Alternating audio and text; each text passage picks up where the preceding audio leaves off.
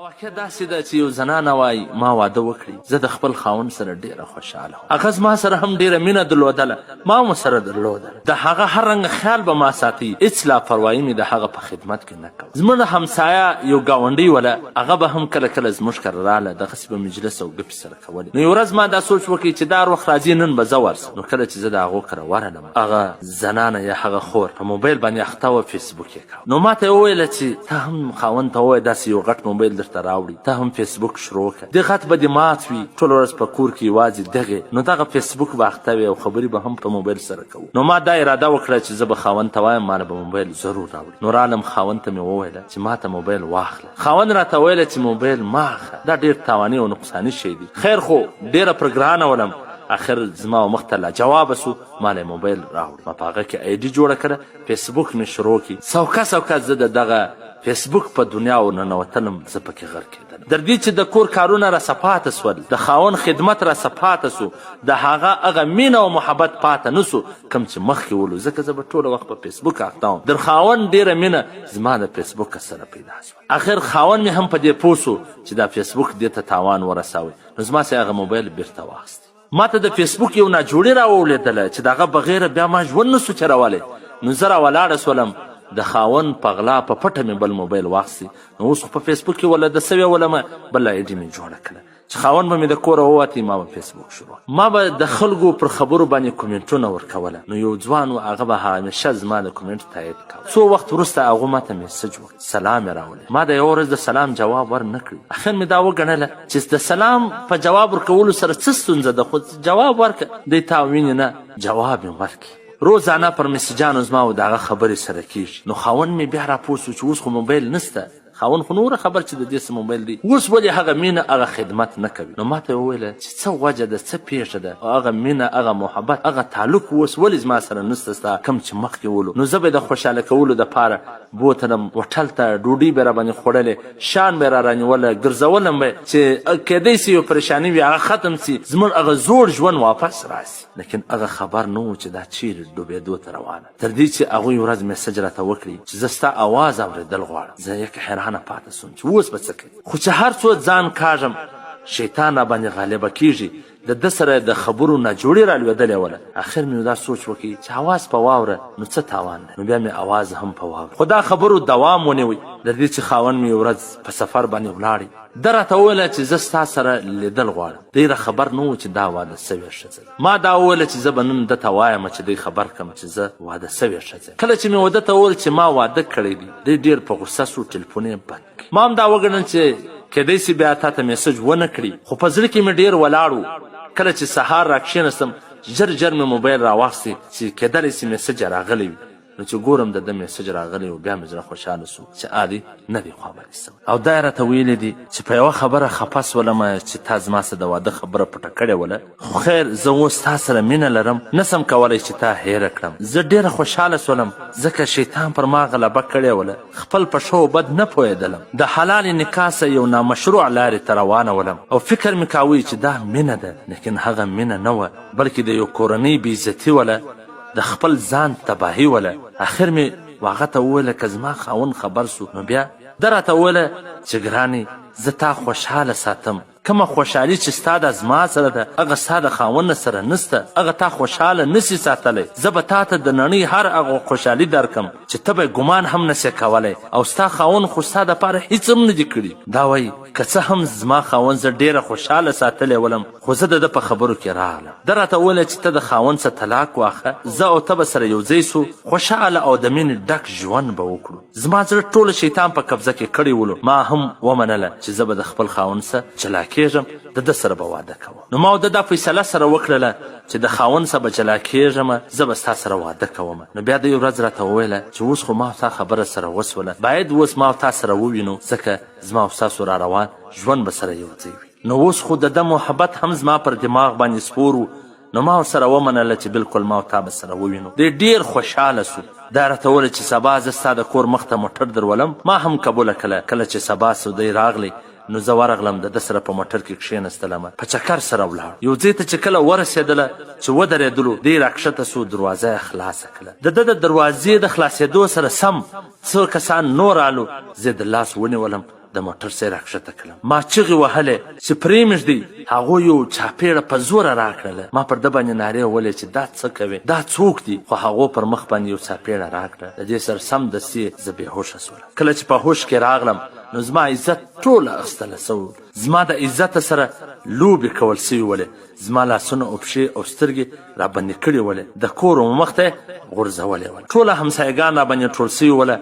زه شفاخانې اسپتال ته رارسولې ولم. څوک سم نه خبر چې دا څه پیښه سوې ده. زه په اسپتال شفاخانه کې ولم چې خاوند مې خبر سو او رالی. پلار دوی مې هم ټوله راله. نو په دغه تعلق کې خو زما د خاوند نمبر هم دغه ځوان ته رسېدلی ولو. نو د زما و خاوند ته میسج کړی و. دا ټوله موږ داسې کله دا حالت ته موږ ورسوله، هغه واقعه ټوله ورته بیان کړې. کله چې مې خاوند او پلارګنۍ خبره سوله نو خاوند مې په هغه شفاخانه په اسپتال کې طلاق راکړي. پلار و مور هم د کوره وشړلم چې بیا زموږ کور ته رانسي. هر څه مې و هغو ته وژړله چې مه کوئ، داسې مه کوئ. خو ما مړه کې داسې مې پرېږدئ مه. خو هغو در مرګ بدتره سزا راکړله چې زه یې ژوندۍ پرېښولم، مړه یې نه کړلم.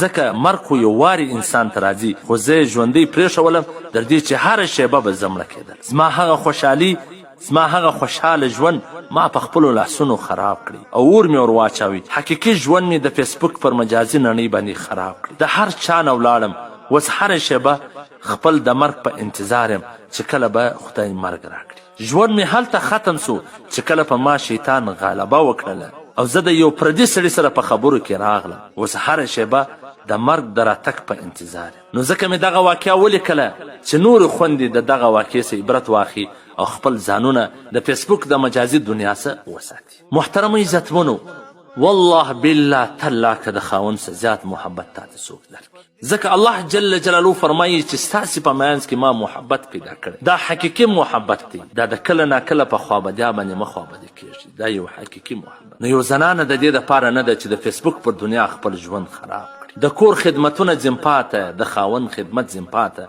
د هغه محبت ځین پاته، او دا د نور سره په ګپو په مجلسو باندې اخته. و هرې هغه خور ته د دغه واقعې څخه عبرت اخیستل پکار دی چې دا د خلکو سره ټلیفونونه کوي، د هغه سره پر موبایل باندې د محبت کیسې جوړوي. هغه مځکه ورته باغ کې داسې به وکم داسې به وکم. هېڅکله دغه د موبایل د یاري ودونه نه دي کامیابه سوي. چې دا نه دي ود سوي هغه دې هم نه کوي. ځکه دغه د موبایلو د فیسبوکو د دې محبتونه کامیابۍ ته نه دي رسېدلي. کله چې واده وسي هغه بیا نور شک و شبهات باندې کوي چې ته زما سره لګیا وې نو د نورو سره به هم لګیا وې. دا ژوند نه دی.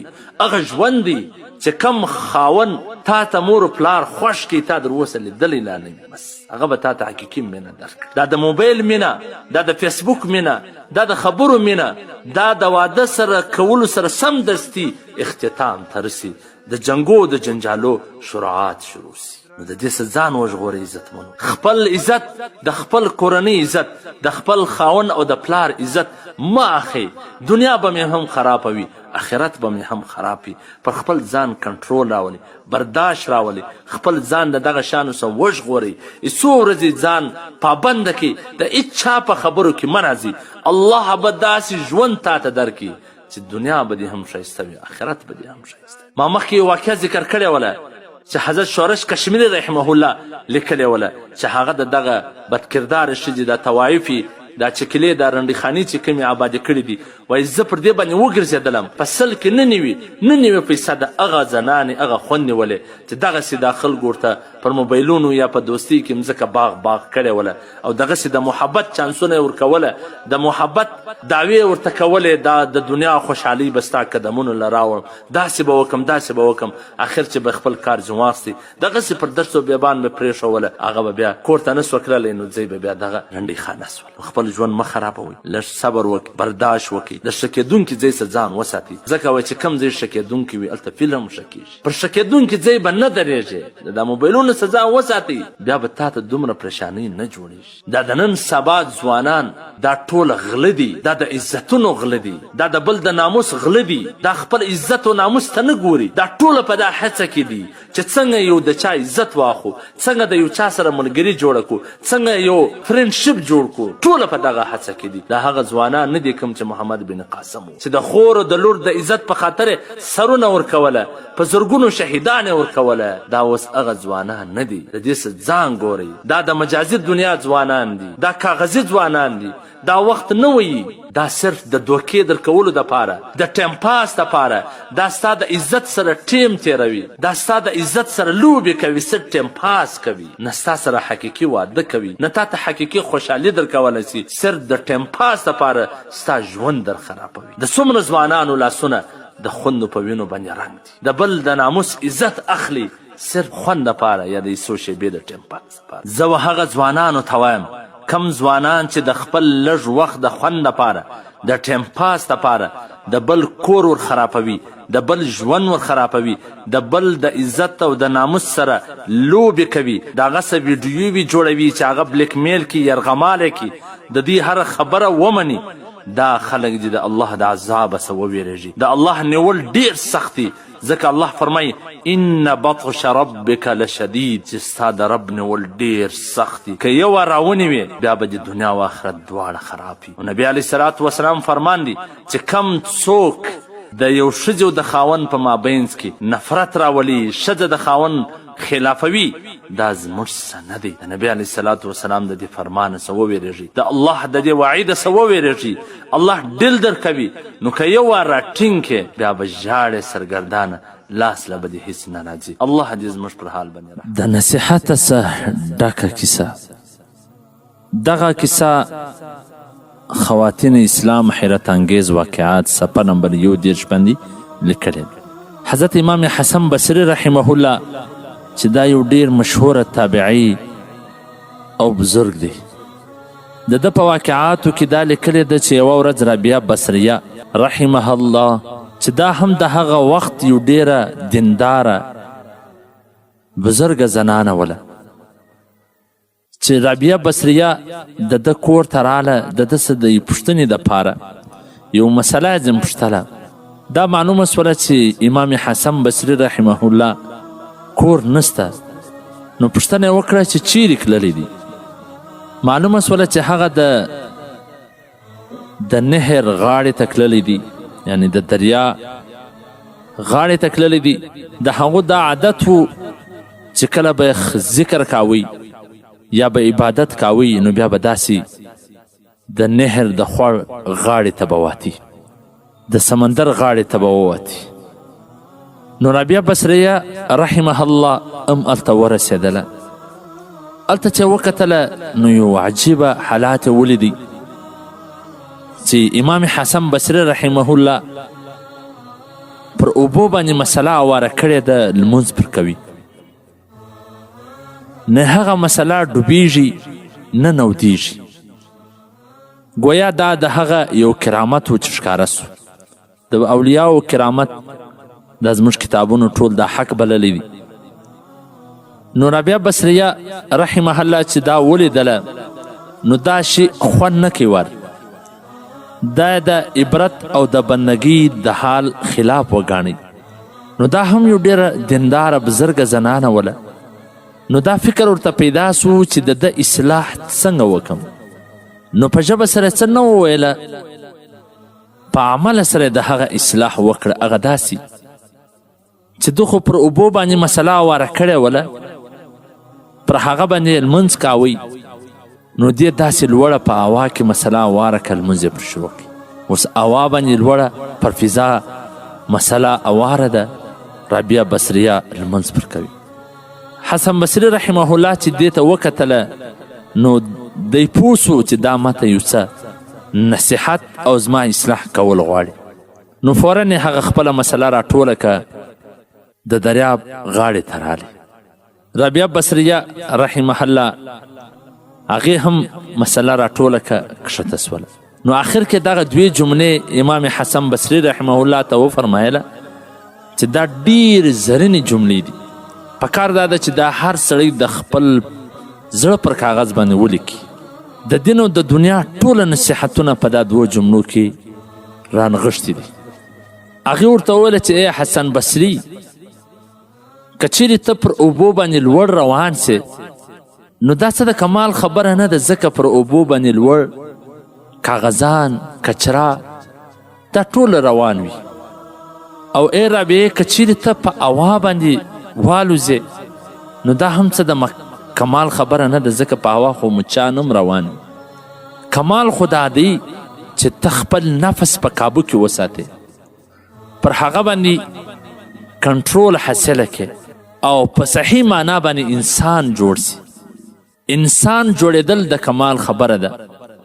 د ځان سه په ځان کې د مچ صفت راوستل چې الوزي، یا د یو کچرې کاغذانو صفت راوستل چې د اوبو پر سر روان وي، دا کمال نه دی.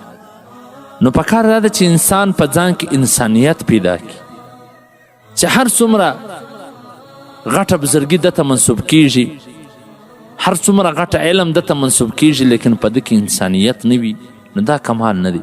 کمال دا دی چې انسان د ځان سه انسان جوړ کړي، د انسان صفت په خپل ځان کې راولي. والسلام.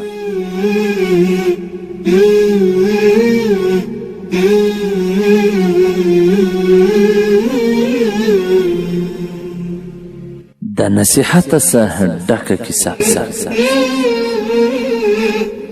عزتمنو، تاسې دغه کیسه ښه په غور سره واورئ،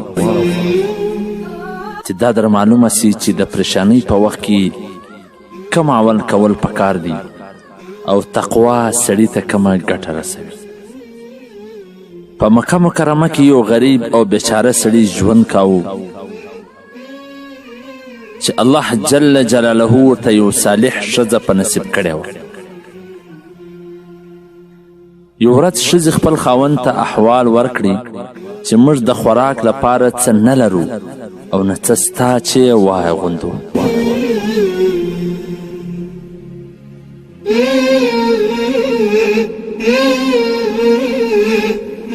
سړی بازار ته ولاړی او د کار پلټنه یې وکړله، خو هیڅ کار یې پیدا نه کړو.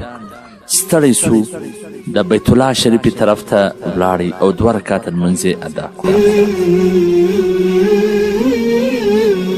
د الله جل جلاله دربار ته یې لاسونه پورته کړله او دعا یې وکړله چې مشکلات او ستونزې حل سي. کله چې له دعا نه فارغه سو، د حرم ساحې ته ووتو. هلته یو تیلي کڅوڼه پیدا کړله چې خلاصه کله 1000 دیناره پکښې و. سړی ډېر خوشحاله سو او ژر کور ته ولاړی او د تیلي کیسه یې خپلې مېرمنې ته وکړله، مګر ښځې هغه مال رد کړي او ورته وویله دا مال خو حرام دی، باید خپل مالک ته ور وسپارل سي، ځکه دا تا پیدا کړی دی، معلوم نه دی چې د چا دی، دا خو موږ ته جایز نه دی چې استعمال یې کړو، خپل مالک چې کوم د دې مال دی هغه ته ور وسپارل سي.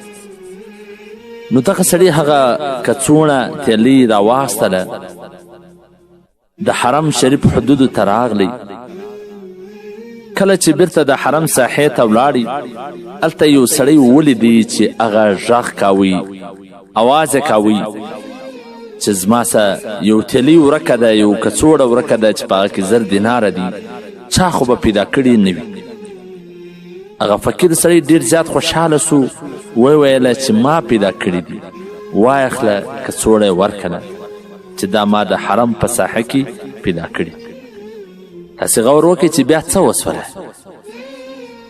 هغه اواز کوونکي لږ ځنډ وروسته وکتل او بیا دغه بیچاره غریب سړي ته وویله چې واخله دا کڅوړه ستا سوله، دا 9,000 دیناره نور هم در واخله.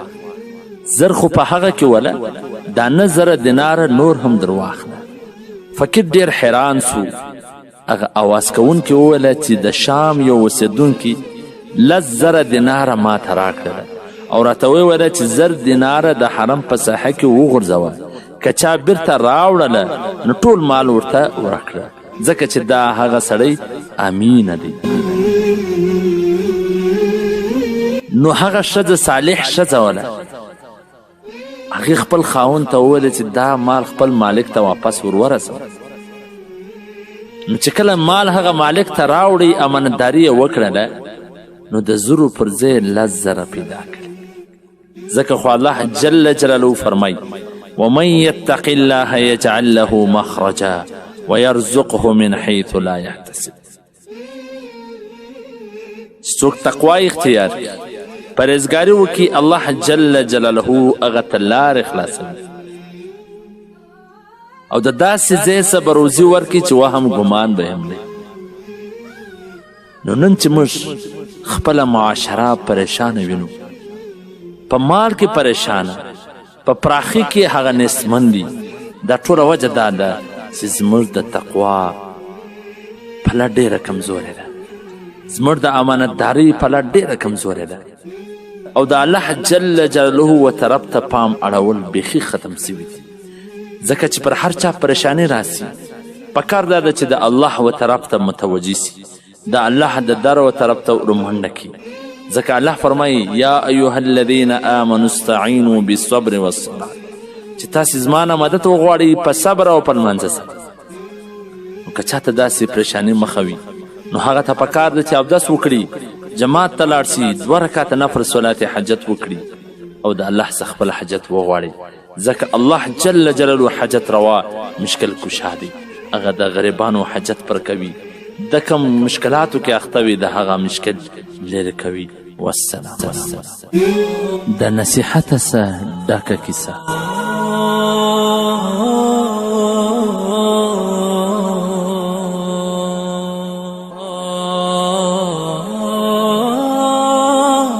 محترمو عزتمنو، تاسې دغه کیسه ښه په غور سره واورئ چې دا در معلومه سي چې د مور ځورېدل، مور خوابدې کول، د مور زړه ته پریشاني رسول څومره سخت جرم ګناه ده. دغه کیسه د نن سبا د ځوانانو دپاره ډېر لوی عبرت دی چې هغه د خپلې مور سره په کم شکل ګزاره کوي، مور ته تکلیف رسوي او د مور سره بیکاره ګزاره کول. عامو بالونه خو ډېر دي، خو کله کله داسې وسي چې د زکندن پر وخت باندې الله جل جلاله انسان ته د شهادت د کلمې توفیق نه ورکوي.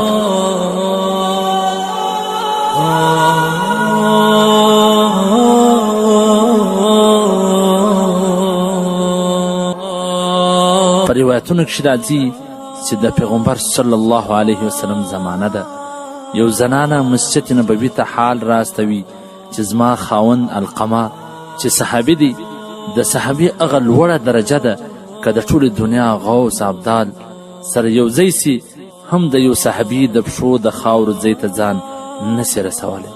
نو هغه زنانه وایي چې زما پر خاوند باندې داسې حال دی چې د سکندن په حالت باندې پر ژبه د توحید کلمه نه جاری کیږي. پیغمبر صلی الله علیه وسلم د هغه صحابي د زکندن پر حالت باندې د هغه کور ته راځي. د راتګه څخه وروسته اوله پوښتنه دا کوي چې د ده مور او پلار چیرې دي. نو هغه ته دا ویل کیږي چې پلار یې وفات سوی دی، مور یې ناراضه ده، د ده څه خوابده ده، د ده سره په کور کې نه اوسیږي.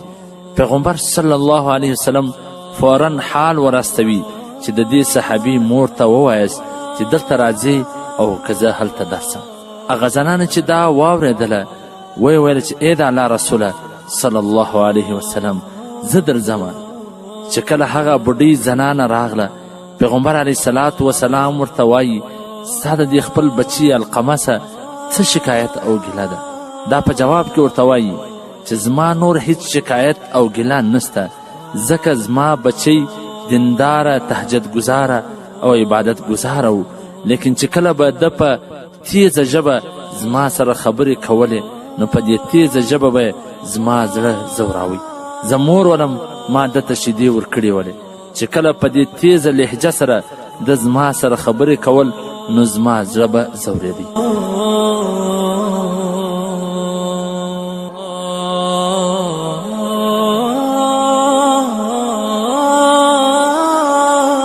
دا یو حقیقت دی چې کله اولاد مور او پلار ته وایي چې تا نو در اوسه پورې زما دپاره څه کړي دي.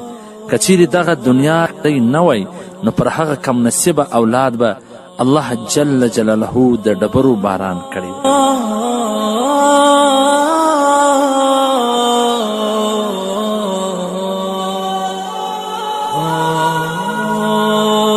نو پیغمبر علیه صلات وسلام هغه مور ته وایي چې دې بچي ته معافي وکړه. هغه مور ته دا معلومه نه ده چې زما بچی د مرګ په حالت کې دی.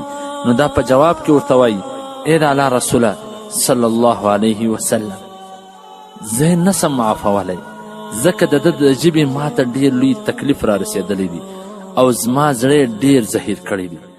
پیغمبر علیه صلات وسلام حضرت بلال رضی الله تعالی عنه ته وایي چې ته لرګي را جمع که چې اقلمه صحابي ته اور ولګو. هغه مور زنانه ورته وایي ای د الله رسوله صلی الله علیه وسلم دا ته څه وایه؟ القمه ولې په اور سوځې؟ پیغمبر علیه صلات وسلام ورته وایي چې ګوره دا حالت د زکندن دی، که چیرې ته معاف یې نه کړې نو سیده به جهنم ته ځي، او که زه وسوځومه نو امید سته چې الله جل جلاله به د جهنم څخه خلاص کړي. هغه مور ورته وایي ای د الله رسوله صلی الله علیه وسلم په اور یې مه سوځوه، زه یې معافومه، زما د زړه ټوکړه ده، زما د طرفه ورته معافي ده.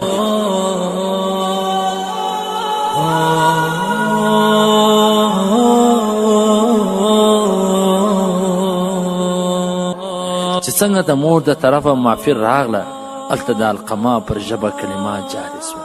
بیا پیغمبر علیه صلات وسلام پخپله د هغه جنازه وکړله او د پټېدو پرې ورسره شریک دی.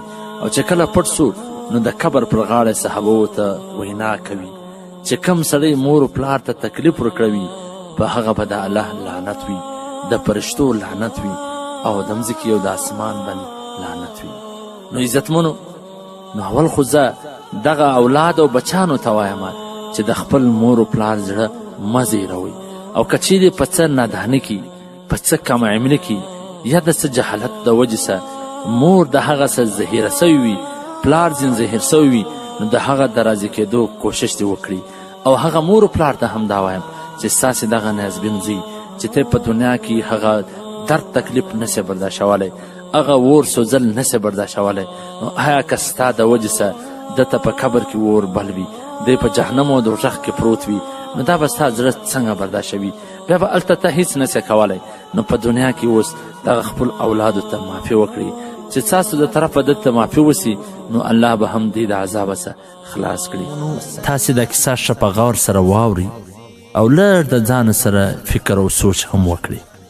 د ګناهونو څخه د ځان ساتلو انعامات صفحه نمبر 432 کې دا کیسه راخیستې ده چې حضرت شیخ عبدالقادر جیلانی رحمه الله ته یو ښځه راغله او دا یې ورته وویله چې شیخ صاحب محترمه، که چیرې الله جل جلاله د پردې حکم نه وی کړی نو ما به اوس تا ته خپل مخ د ښکاره کړی ولی چې الله جل جلاله ما ته څومره ښایست را کړی دی، څومره جمال یې را کړی دی، لیکن د هغه څه باوجود زما خاوند د بلې ښځې په تلاش کې دی، بل واده کول غواړي.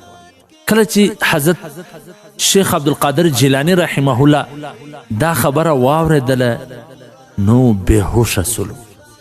څه وخت پس په هوش کې رالی، خلک ټول حیران سوله چې په دا کې د بېهوشه کېدو، په دا کې د بیرانېدو څه خبره وله چې حضرت شیخ صاحب باندې دا خبرې دومره اثر وکړي چې بېهوشه سو. نو دا پوښتنه د شیخ صاحب څه وکړله. حضرت شیخ صاحب محترم ورته وفرمایله چې ای خلکو، په دې کې ډېر غټ نصیحت پروت دی او زما سوچ یې بل طرف ته ولاړی. هغه دا چې دا یو مخلوق دی، دا مخلوق په خپل محبت کې شریک نه برداشوي، دا نه غواړي چې د دې په محبت کې چې خاوند د دې سره محبت دی په هغه کې یو بل شریک راسي. نو هغه د ټول جهان بادشاه، شهنشاه اعظم، احکم الحاکمین، رب الکائنات، رب العالمین چې سهار و ماښام هغه تا ته خوراکه او رزق درکوي، هغه تا ته جسم او جان درکړی دی، هغه تا ته بدن او د بدن اعضاوې درکړي دي، هغه پر تا باندې د نعمتونو باران کړی دی، هر څه یې درکړي دي، نو هغه څنګه برداشتولی سي چې د هغه سره څوک شریک جوړ کړي؟ نو عزتمنو، یقینا دا د ډیر د سوچ او د فکر خبره ده. باید په دا خبره سړي باندې بېهوشي راسي چې یو مخلوق په خپل محبت کې شریک نه برداشوي، نو هغه رب ذوالجلال به څنګه برداشت کړي؟ ځکه الله جل جلاله د هر چا دپاره د معافی اعلان کوي، مګر هغه څوک چې د الله سره شریک جوړوي هېڅکله الله هغه ته معافي نه کوي. شرک و څه ته وایي؟ تاسې دا څه مختصره خبرې واورئ په ذهن کې کښېږدئ، ټولې کیسې به درته اسانه سي. د شرک 3 قسمونه دي. یو شرک فی العلم، یو شرک فی التصرف، یو شرک فی العبادت. یو د الله سره په علم کې شرک جوړول. الله جل جلاله چې دی عالم الغیب دی، په ټولو پټو کشانو باندې هغه خبر دی. قل ان تخفوا ما فی صدورکم او تبدو، کم چې تاسې موږ تاسې ښکاره کوو، کم په زړو کې پټ ساتو، په دې خبر دی. څه تېر سوي دي، څه را روان دي، څه کېږي، په دې خبر دی. په دې کې به د الله جل جلاله سره شریک څوک نه جوړی چې پلانی پیر صاحب هم پټو باندې خبر دی، پلانی څوک هم خبر دی. در دې چې انبیا علیهم الصلاة وسلام ته بلا ده د عالم الغیب نسبت نه کوي چې هغه عالم الغیب دی، په پټو رازو په هر څه خبر دی. دا د الله جل جلاله خاصه ده، د الله خاص صفت دی. په دې کې به د الله سره څوک شریک نه جوړوي. دویم شرک فی العبادت. عبادت پر 2 قسم، یو بدنی یو مالی. بدنی لمونځ کول، روژه نیول، حج کول، داسې سجدې کول، دا د الله جل جلاله دپاره به. د الله څه سوا بل چاته به سجده نه کوي، د الله څه سوا بل چاته به سر نه ټیټوي. عبادت بدنی خالص د الله دپاره. مالی خیرات، صدقه، ذبح، قربانی، یو شی علالول خالص د الله دپاره. د الله د غیر دپاره که دې وکړله حرام دی. د هغه روپۍ خوړل، د هغه مال خوړل، د هغه مال استعمالول، هغه صدقه، هغه خیرات خوړل حرام دی. که د الله د غیر په نامه باندې وي، د یو بزرګ په نامه باندې وي، د انبیاو په نامه باندې وي، دا حرام دی، خالص د الله. دریم د الله سره شریک په تصرف. په تصرف کې به د الله سره څوک شریک نه جوړوي. یعنی دا به نه وایي چې د پلاني ښار پلانی متصرف دی، پلانی د پلانی شي متصرف دی، نه، الله جل جلاله متصرف. الله د کائنات چلولو سره نه ستړی کېږي. ولا یعوده حفظهما، هېڅکله کائنات چلولو سره نه ستړی. عزتمنو، هره ګناه د معافۍ قابله ده، خو شرک نه. د شرک څخه باید ځان وساتلی سي. مه په علم کې د الله سره څوک شریک جوړوه، مه په تصرف کې د الله سره څوک شریک جوړوه، مه په عباداتو کې د الله سره څوک شریک جوړوه، هغه که مالی وي او که بدني وي. الله جل جلاله دې موږ ته د عقیدې د صحیح کېدو توفیق راکړي. والسلام.